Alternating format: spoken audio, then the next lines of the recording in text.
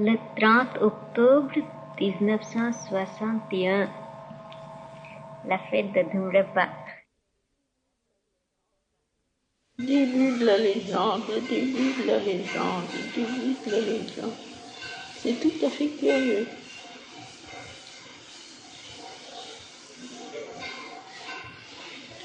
Il est là, et l'atmosphère est pleine d'une sorte de concentration, de faux.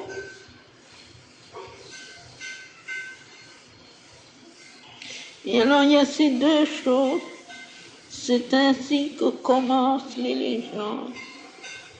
C'est ainsi que commencent les légendes. Le début de la légende. C'est curieux. Et une sorte d'analogie avec les vieilles histoires. Le Bouddha, le Christ. C'est curieux.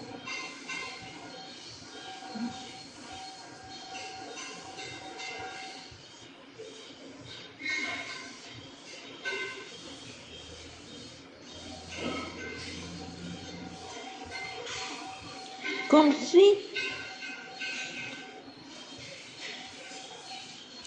je regardais en arrière, après peut-être quelques milliers d'années, je ne sais pas. Ce n'est plus maintenant, c'est comme si de quelque part, je regarde en arrière, maintenant c'est en arrière, de quelques milliers d'années. Et c'est le début de la légende.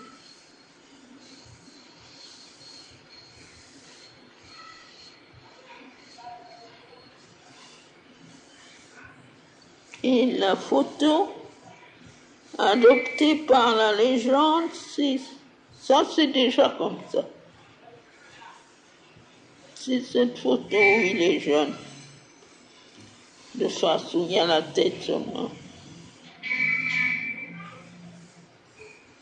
C'est une photo qui a été faite en France d'après un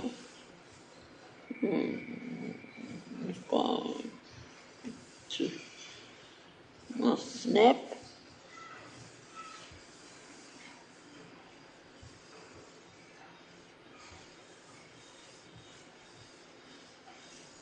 Là, c'est pareil, la tête c'était comme ça, ou assis ou debout, je ne sais plus. C'était une vieille photo qui était mauvaise. Ça a été fait en France. En même temps qu'on a fait cette photo de moi avec le voile.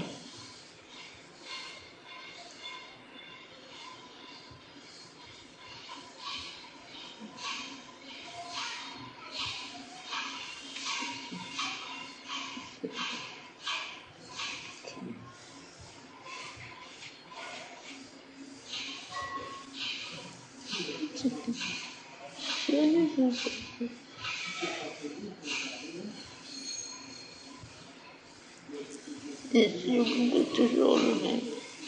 C'est parce que moi, ce que j'aurais voulu au début du livre, c'est ma vision. Comment je le vois maintenant. Mais ça, c'est un traduit.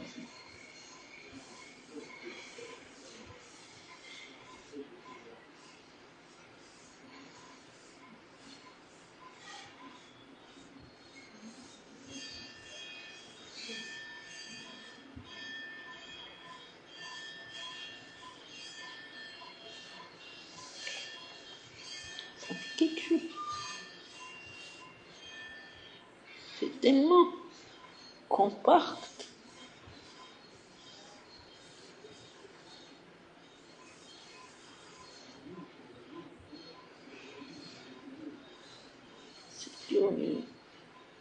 Cette impression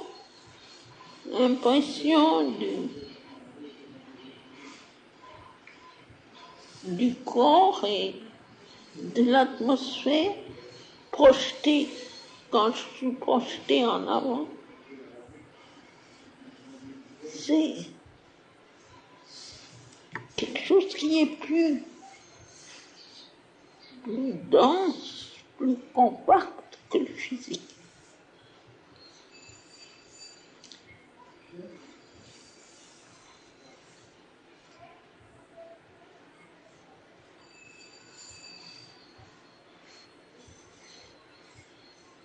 La création nouvelle.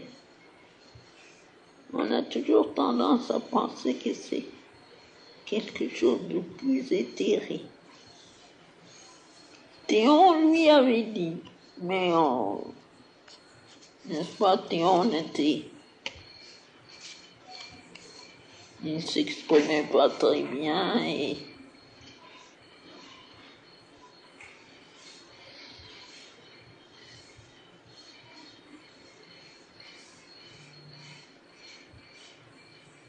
sa façon de dire n'avait pas la puissance de la révélation. Mais c'était basé sur l'expérience, et c'était l'expérience pas de lui, c'était l'expérience de Madame Théon.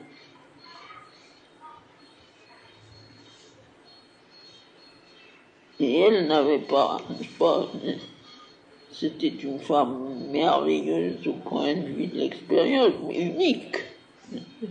Mais elle n'avait pas d'intelligence, enfin, elle avait l'intelligence. C'était une femme cultivée, intelligente, mais c'était tout, c'était rien.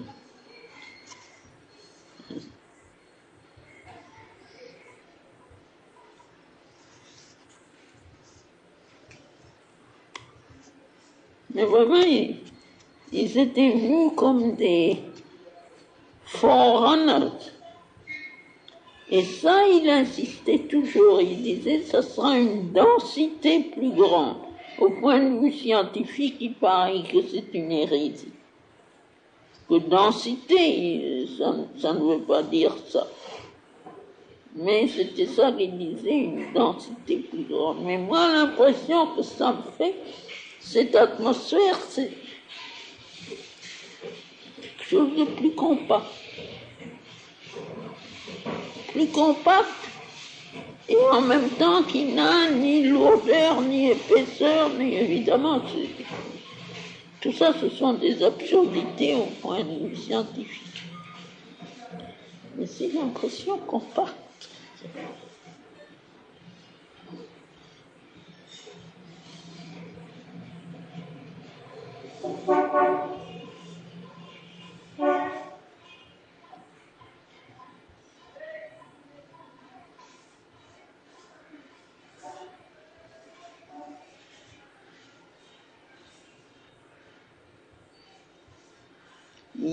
Hier, c'était comme ça, je suis resté avec quelque chose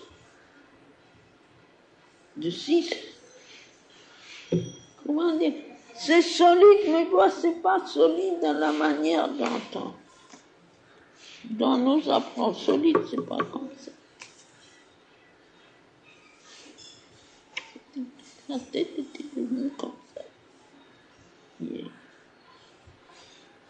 Et il était là tout le temps pendant que tu disais. Et encore maintenant, c'est la même chose qu'il est là. Et c'était dans sa conscience qu'il y avait que tout ça s'est produit. J'ai été transporté en avant et que ce moment-ci était en arrière. Et ça, c'était comme ça. Ah, voilà le début de la légende. Par conséquent, il y aura une légende. Et alors, ça me faisait l'impression comme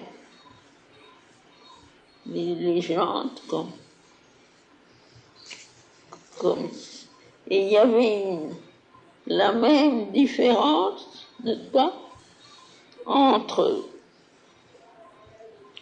le fait physique du Christ et le fait physique du Bouddha, et ce que nous en savons et disons et pensons et sentons maintenant, il y avait cette même différence qu'il y a entre ce que nous savons maintenant de Sri Aurobindo et ce qui était à ce moment-là. Voilà, le début. Et ce livre était comme l'initiateur, c'est-à-dire dans le sens anglais, initiated, de la leçon. Et Sri Aurobindo était là. Ce que je connais maintenant, le Sri Aurobindo, je connais un Sri Aurobindo. J'étais en Inde.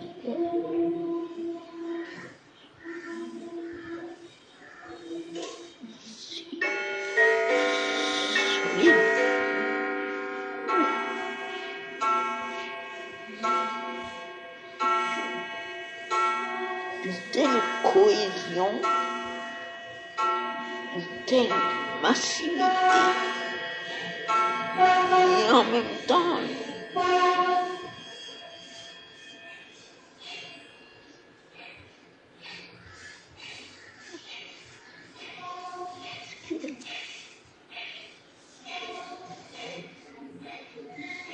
ça,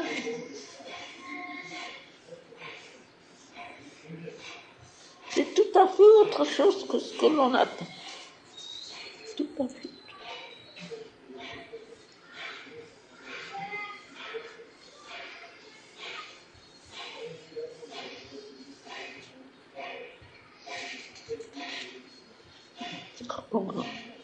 Tu ne peux pas t'imaginer ce que c'est.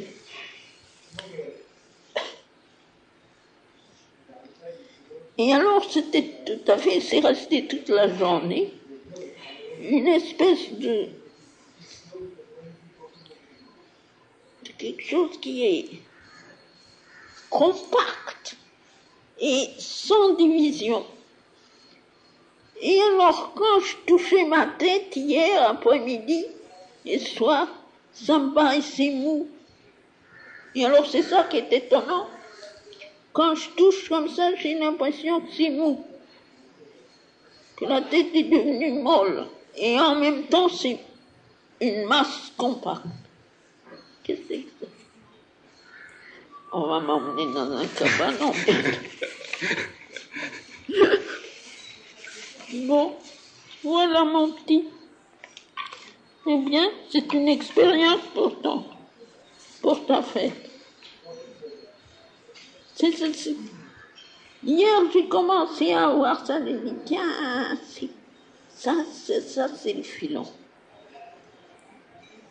Je ne sais même pas pourquoi, mais c'est la façon dont tu as présenté la chose, la façon dont tu as expliqué, n'est-ce pas, le plus inconscient avec le plus conscient se touchant, n'est-ce pas?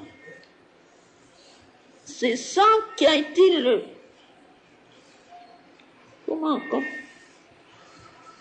comme le fil, la clé, je ne sais pas comment c'était, mais l'impression. Et puis alors j'ai suivi ça comme ça, et alors je suis venue cette expérience, et aujourd'hui c'est la continuation.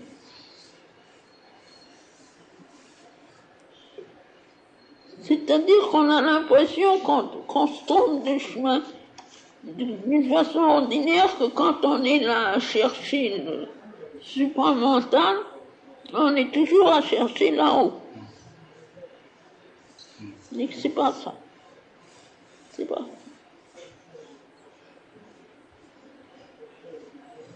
Et toujours une sorte de subtilisation, comment dire, d'étériorisation, mais c'est pas ça. C'est pas ça.